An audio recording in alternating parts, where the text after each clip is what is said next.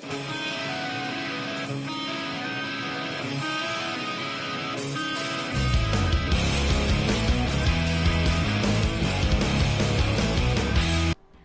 to Nerds in the Dark.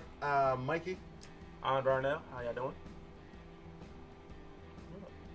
I'm looking. Yeah. I'm feeling fabulous right now. I mean, it's whatever. We feel here. like a man of mystery. And we at Nerds in the Dark are going to review Ready Player One.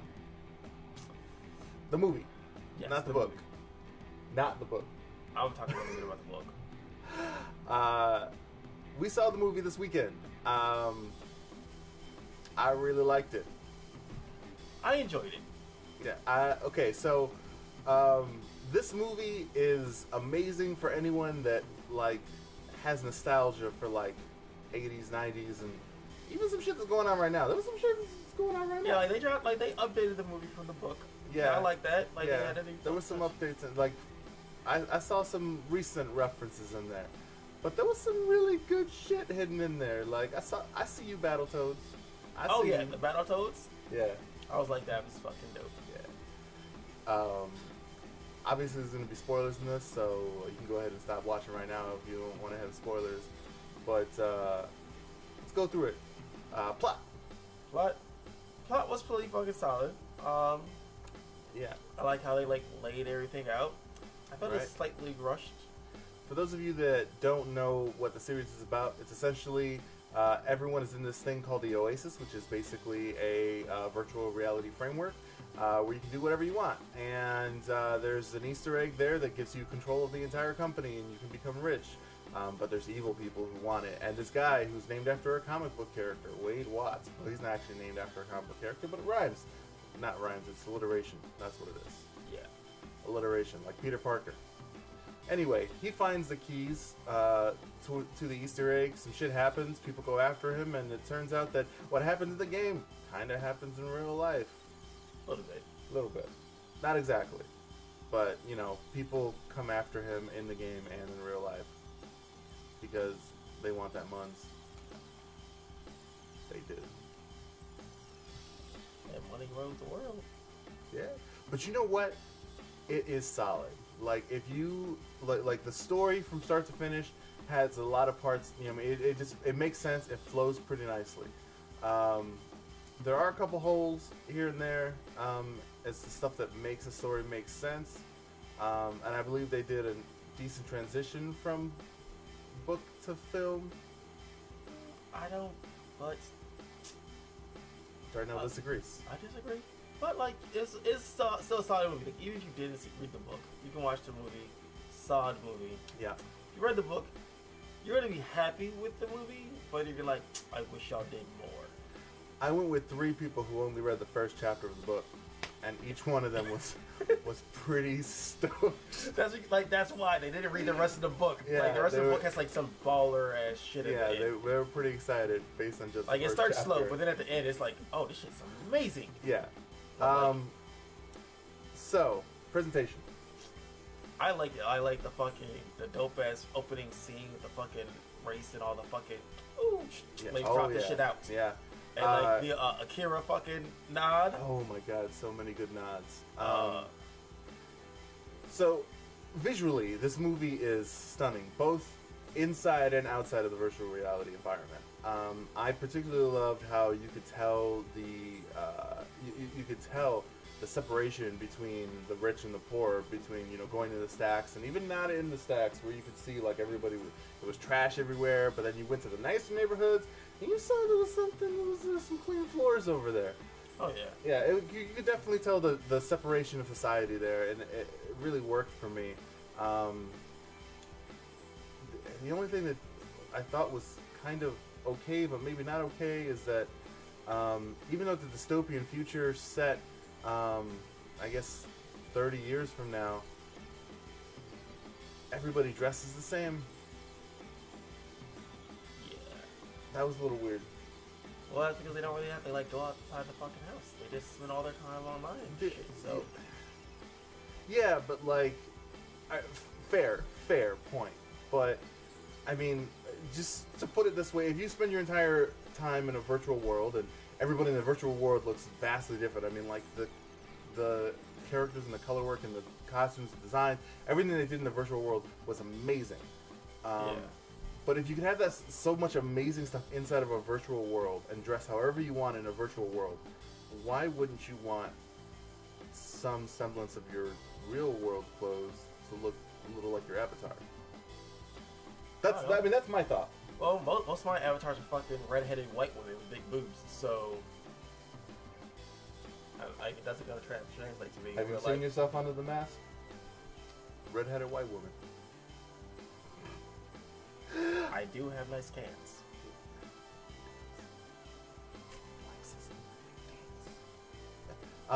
Anyway, I'm gonna cut that part out. Totally. I'm not gonna cut that out. All right. So, we did plot, we did presentation, problems. Oh, problems. Okay. Like in the book, there's like a whole lot more stuff that's going on. Like the 3 challenges are different in the book, but I like the way they presented them in the movie. But my problem was like the main bad guy. They had him as a complete fucking idiot. Like he didn't know how to do anything. In the book, he actually knows how to do things. He's not like super knowledgeable about everything that Holiday knew. But like he could hold his own on the fucking video game. In the fucking movie, he's just like, how do I do this? How do I do this? It's like, how the fuck are you the fucking lead computer guy if you don't know what the fuck you're doing? And it was like, it kind of reminded me of like where was he? Like where it's like somebody had the idea of a fucking got the idea of the book, but didn't actually read the fucking book. Okay. But like at least they executed it better. So it's like, where was he? Just pissed me the fuck off. Okay. It was just pathetic. But like this one, they executed it pretty decently. They fell in love too fast. Okay. Because like in the book, like she doesn't like legit like start falling in love for him until the end of the fucking book.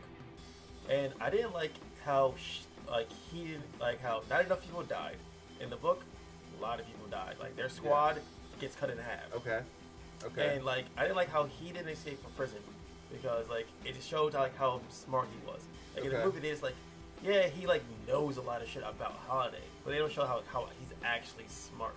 Like in the fucking book, he actually like figures out how to break out of the fucking prison on his own. So and dips out. What's missing is that you know, instead of being the first player, it actually shows that he's a good player in the book. Yeah, he's actually a decent fucking player. He's just poor. Good.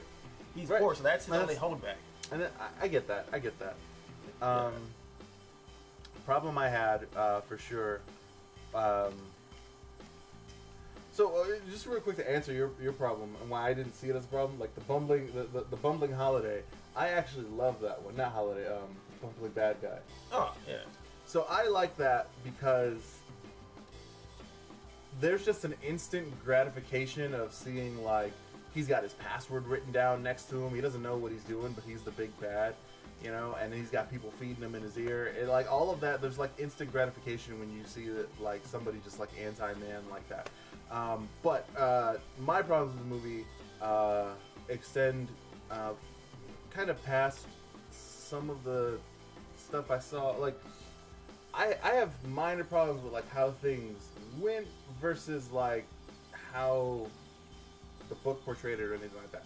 Like so, for example, like I have a problem with the final challenge in the movie. The final challenge is the most obvious answer. Like it's just the most obvious answer. It just doesn't make sense. Like the first one is so wild and out there because you have to drive backwards. It's like nobody would think to do that, right? The second one, the second one is like wildly out there too because it's like you have to find somebody who's not referenced, go to a movie, find a scene that didn't take place in the movie, and then do something not expected to do. Yeah. Because it wasn't like, oh yeah, save the girl, because that's what the instant person would think. It was like, no, you have to dance with her. And it's like, that's not expected. And then you get to the last one, and it's just like, okay, so you're playing an Atari, and you find literally the first game to ever have an Easter egg, and the challenge is find the Easter egg. Yeah. What? That one was a little weak. Yeah. But I mean, yeah, my problems with this movie are so small and minuscule that it doesn't affect my rating at all. Yeah. My other thing was Holiday's friend like plays a bigger role in the book, and I kind of wish he played a bigger role in the fucking movie. And like, I don't really count him as being the fucking librarian dude, because I'm like, how can he be the librarian and like do other shit? Because that didn't just be like on a computer 24/7 to help users. Yeah. So like that makes no sense that she could be there all the time. It's like, well, it could be that it's like partially run by AI, and he's like selective on the times he goes in there. It could be different things, but I think that more. So you say he plays a more significant role in the book, which is true and fine to say, but I would say that he plays the most important role in the movie. Without the librarian, the movie doesn't have a successful ending. Yeah, but like you also don't know that it's him, and it's like, yeah, but it does make sense though. Like that flip at the end makes sense when he's just like, oh yeah, there's no mention of Karen anywhere else, and he's just like, no, there is a mention of Karen. Like, of course, she's in there everywhere. She was a big part of their lives, and that's why the librarian makes that bet because it is him, and he's just like, yeah, no, she was important. She should be all over this place. True. That's that one part of the librarian that you're like, oh yeah, this feels more than an AI. Yeah, I get you with that one. Rating.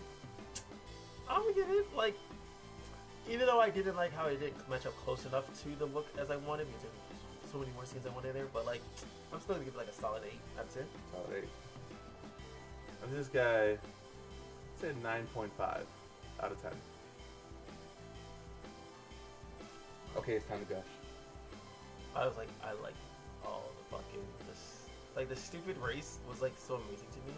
Oh my god, all the cars, everything fucking destroying, picking up coins as you fucking go. The fucking Gundam fucking coming out of the, oh my, when he's just like, I choose the form of Gundam, and then he just fucking like changes in the air, and he's fighting fucking Mechagodzilla.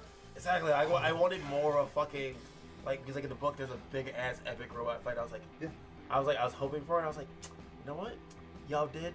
Like, y'all got close to it. Yeah. I wanted a little bit. I could have like used a little bit more in there, but like, yeah. I'm still feeling you. Iron Giant, and then he comes down, and as he's sinking in, he does the fucking Terminator thumbs up as he's dying. Oh yes. Oh my god, I love that shit. Like you guys. I fucking loved it. It was gold, man. There's so many good things in that movie. All the fucking like characters you got to see and notice in there. When you're first introduced to H, and he's fucking fighting in the fucking zone, and he's fucking shooting down Freddy Krueger, you're like, yes. Everything in there is amazing. He drives a fucking DeLorean. Fucking a DeLorean. And you mentioned it earlier, the bike from Akira.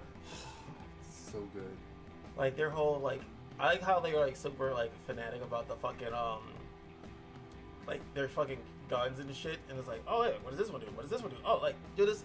And he was like, oh, you could have used that earlier. Like, well, it didn't seem useful. It's like he was like still like, I'm just saving things to the last moment. Like, oh, maybe now is a good time. I should use this shit when I'm nearly dying instead of just like at the beginning when like. What fuck you guys? When they were calling out all the guns, and then you see the people dying as a result, like in the real world, you see them all turning red. But it was like railgun, and it was like grenade launcher, and then it was like Chucky. And then he's jumping at that one guy, and he's like, "Oh fuck, Chucky!" And then you just see them all fucking dying all around there. Oh my god! I like that part. I love the fact that like it showed like their simulator rigs as they just fucking crash. Yeah. And I also liked how Mechagodzilla was killing his own teammates because he just was like, I'm going after these motherfuckers. And he's just like straight snapping on everybody. I was like, yeah, cool. Thanks for helping me out there because you just killed like half the squad. I was getting in my way anyway. So the Mechagodzilla scene was amazing. It was amazing. Word. But like, so there was a brief second when he was selecting the icon and tossing it onto the floor where I didn't realize it was Mechagodzilla. Oh, I knew what it was. I read the book. Yeah, right. But so when you first looked at it though, like, so it's a green icon and he throws it to the floor, and the shape of it, you know, because a lot of these toys look very similar. I thought at first I thought it was gonna be the Dragon Zord. Oh, See, I like that. But like the second, I mean, I saw it grow and I was like, okay, I know a little too much of Godzilla. Thing is, but in the book, there's like a scene like where you get to pick. Like one of the challenges is like you get to pick your robot, and you got to choose like one of the fucking like if you scroll past the Dragon Zord. Nice. So it's like you got to choose like all these different robots. They actually choose like one of that big Japanese one in the book. The Gundam? No, not the Gundam. The other robot. The Gundam's just like a fucking. You're in a suit like this. The other, just a giant robot. And it's like I forgot what the fucking name is, but it's like a giant robot with a fucking big fucking V thing on his head. And it was Voltron? Not Voltron. Voltron's just a giant robot too, like Transformer thing. They're all fucking giant robots. Like you're running the fucking thing. I mean, it's just a giant robot on its own thing. Ultraman? I don't know. I can't remember the name of it, but like they reference like in the book, like reference other robots, and I was like, I kind of like they do a nod at the end of the book movie because like he's like picking up shit to get to the fucking actual Easter egg, and they give it to fucking Parcial. Oh, and it's yeah. like oh, there's a robot. That's one of the robots, and it's like cool. Yeah. I like how they still kept like it's like we didn't use these robots in the actual fight scene. We're gonna show you these robots as he's going through a random shit, and I was like, that's dope. Okay. No discussion. Yeah. This movie was fucking amazing. Go see it. Yes. We'll see you next time on Nerds in the Dark. Hey, this is the end slate. This is the part where I'm supposed to ask you to subscribe, but instead I'm just going to let you watch some videos because I'm not the boss of you. See if you like us, see what happens, who knows? I'm going to the next spot. I'm going whether you like it or not. I'm traveling. I'm not done looting. I'm not done. You're done. You're done. You're done. Whatever. Kick all these motherfuckers' asses. Can I ride on this ship? I want Yoshi. Ah. Oh, fuck. Motherfucker took my Yoshi.